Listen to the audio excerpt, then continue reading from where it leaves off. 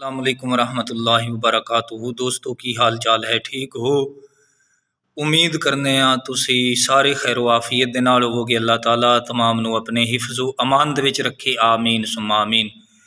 بھائیو عرض کرنے ہاں آقا کریم علیہ السلام دا فرمان اس تو قبل میں آپ علیہ السلام دے اس فرمان مقدس دا ابتدائی حصہ عرض کیتا سی کہ جس دے اندر محبوب صلی اللہ علیہ وآلہ وسلم نے فرمایا کہ میری امت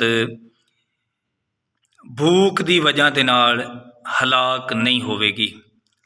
تو یہ یاد رکھو کہ اس دے بارے میں اگے عرض کیتا مسلمان دی یہ شان ہے کہ جتنا ہو سکے حلال اور طیب رزق دی تلاش کرے، کیونکہ یاد رکھ لو کہ بندے نو آخری لقمہ کھایا بغیر موت نہیں آوے گی، لیکن ایمان اور صبر دے نال۔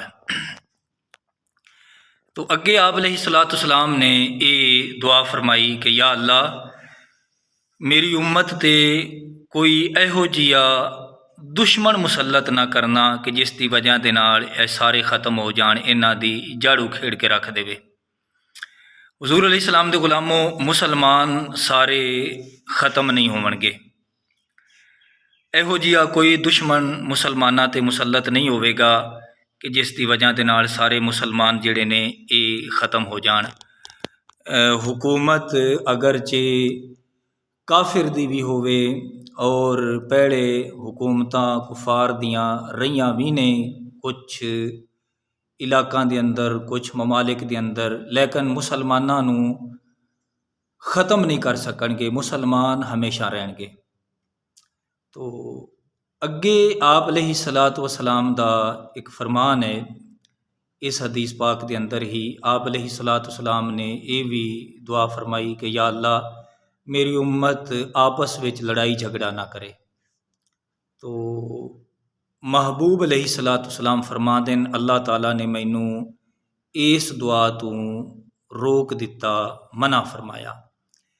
اس دا مطلب یہ نہیں ہے کہ اللہ تعالیٰ نے فرمایا کہ محبوب تھوڑی یہ دعا قبول نہیں ہوئے گی، نہیں، آپ علیہ السلام نو اللہ تعالیٰ نے منع فرما دیتا۔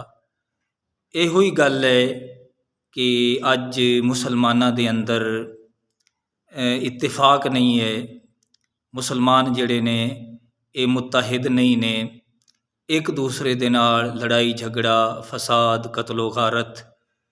تو حضور علیہ السلام دے غلاموں، مسلمان نیک ضرور نے لیکن ایک نہیں نے، متفق نہیں نے۔ اللہ تعالیٰ اپنے حبیب دا صدقہ مسلماناں نو اتفاق اور اتحاد نصیب فرمائے۔ مزید اس حدیث پاک دے بارے اگے کسی مقام تے تذکرہ کران گے، اللہ تعالیٰ سمجھن دی اور عمل دی توفیق عطا فرمائے، آمین بجاہ النبی الامین۔